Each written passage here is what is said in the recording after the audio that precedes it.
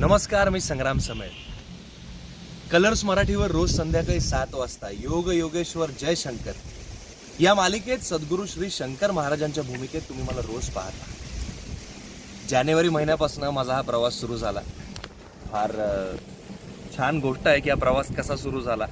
मी निर्मात्यांना फोन केला होता की मला जेव्हा कळलं की आता शंकर महाराज मोठे होणार आहेत आणि गोष्ट पुढे सरकणार आहे, तेव्हा मी फोन केला होता की मी सुद्धा ऑडिशन देऊ का या पात्रासाठी.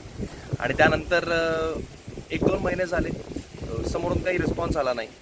मग एक दिवस पुन्हा फोन आला की ऑडिशन आहे, तू ऑडिशन पाठव. मी ऑडिशन पाठवली. परत त्यानंतर काही दिवस गेले आणि मला वाटलं की आता कोणाचं तरी कास्टिंग झालं असेल. आणि एक दिवस सडनली फोन आला आणि त्यांच्याकडून असं आलं की नाही, आपण विचार करतोय तुझा, तू अजून एक ऑडिशन पाठवा. मी अजून एक ऑडिशन पाठवली आणि फायनली माझं सिलेक्शन झालं या भूमिकेसाठी. महाराजांचीच कृपा म्हणायची, निवड त्यांनीच केली आहे. जे काही करवून घेतात ते तेच करवून घेतात. आणि मग हा प्रवास सुरू झाला. मी इथे आलो. नाशिकमध्ये शूटिंग असतं. फार अवघड होतं स्वतःच्या घरच्यांपासून लांब राहणं आणि इथे येऊन शूटिंग करणं. पण माझ्या घरच्यांनी मला समजून घेतलं. माझी बायको समर्थपणे माझं घर सांभाळते, माझ्या आजीला सांभाळते, म्हणून मी इथे नाशिकमध्ये राहून शूटिंग करू शकतो. इथे आल्यावरती महाराजांबद्दल आम्ही खूप डिस्कशन केलं की सगळ्यांना महाराज माहिती आहे, कसे होते, कसे बोलायचे, कसे वागायचे. आणि त्या लोकांच्या अपेक्षांवर मला कलाकार म्हणून खरं उतरायचं होतं. त्यासाठी खूप मेहनत घ्यावी लागली. बाळकृष्ण तिडके, जे आधी या मालिकेची गोष्ट लिहायचे, त्यांनी माझ्याकडून महाराजांचे हावभाव, महाराज कसे चालतील, कसे बोलतील, कुठली गोष्ट कशी एक्सप्रेस करतील, त्यांच्या रिॲक्शन्स कशा असतील, या सगळ्या गोष्टीची प्रॅक्टिस करून घेतली. आम्ही 8-8 तास एका खोलीत बंद असायचो. मी महाराजांचा अख्खा पोशाख घालायचो आणि आम्ही प्रॅक्टिस करायचो. 8-8 तास मी तसाच बसायचो, तसाच बोलायचो. अष्टावक्र महाराजांचं जे रूप आहे ते प्रेक्षकांपर्यंत पोचावं म्हणून सुरुवातीला त्याची खूप प्रॅक्टिस करावी लागली. सुरुवातीला थोडं पाठ दुखायची, पाय दुखायचा, कंबर दुखायची आणि मग नंतर ते अंगवळणी पडत गेलं. आणि आता तुम्हाला जे महाराज बघायला मिळतात, जे महाराज मी साकारतोय, ते त्यातून उभे राहिले. त्यामुळे फार मस्त प्रवास होता.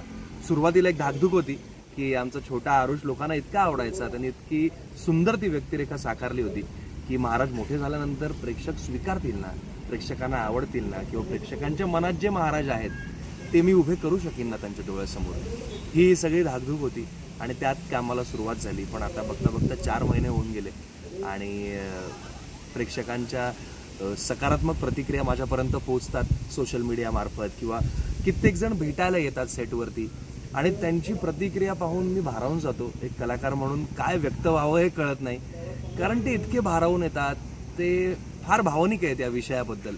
ते आपल्यात महाराजांना बघतात आणि खूप मोठी गोष्ट असते ही, कारण आपण एखादी नकारात्मक भूमिका करतो तेव्हा लोक इतक्याच द्वेषाने आपल्याला शिव्या देतात किंवा चिडतात आपल्यावर.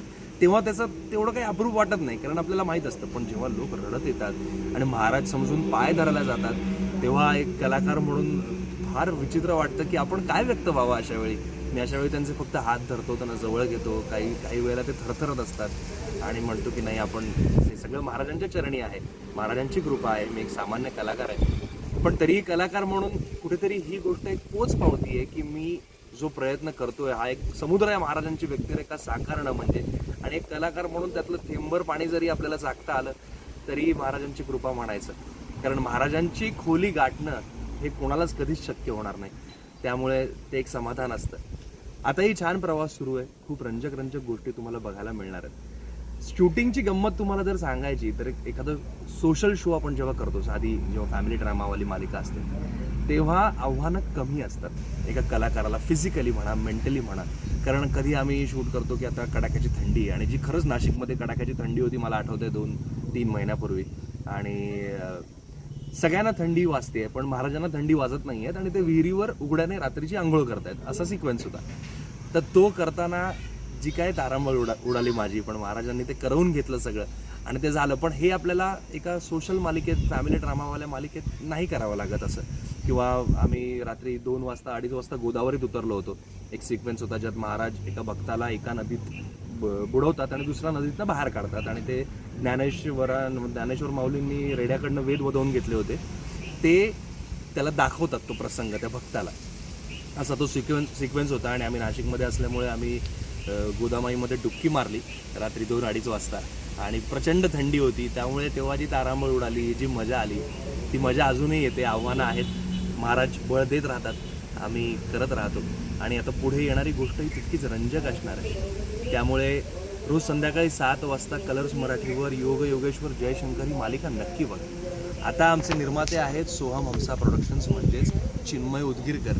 चिन्मय जितका उत्तम अभिनेता आहे, जितका उत्तम माणूस आहे, तितकाच उत्तम तो कलाकारही आहे आणि तितकाच उत्तम तो निर्माताही आहे. आणि तो तितकं छान प्रोडक्शन सांभाळतो आहे, सगळ्या कलाकारांची काळजी घेतो आहे. तो स्वतः प्रचंड आध्यात्मिक असल्यामुळे सगळ्या गोष्टींकडे त्या दृष्टिकोनातनं पाहतो आहे. त्यामुळे आता काही गोष्टी रंजक आहेत, नवीन गोष्टी आहेत. या सगळ्यात मला कलर्स मराठीचे मनापासून आभार मानावेसे वाटतात. कारण या स्पर्धेच्या युगामध्ये दुसरीकडे सासूसून ड्रामा किंवा हिरो हिरोईनची गोष्ट चालू असताना 3 सलग अशा मालिका दाखवणं ज्यांनी समाज प्रबोधन होतं आहे. योग योगेश्वर जयशंकर, जय जय स्वामी समर्थ, बाळूमामाच्या नावाने चांग भलं, या 3 मालिका अशा दाखवत आहेत कलर्स मराठी, की ज्या पुढच्या पिढीला काहीतरी देऊन जाणार आहे. त्यामुळे माझी तुम्हाला विनंती आहे की तुमच्या मुलांना आमची मालिका दाखवा. ती पिढी घडण्यात नक्की मदत होईल, महाराजांचे विचार त्यांच्यापर्यंत पोहोचतील आणि शिवाय मनोरंजन होईल. पुन्हा एकदा तुमचे खूप खूप आभार. धन्यवाद.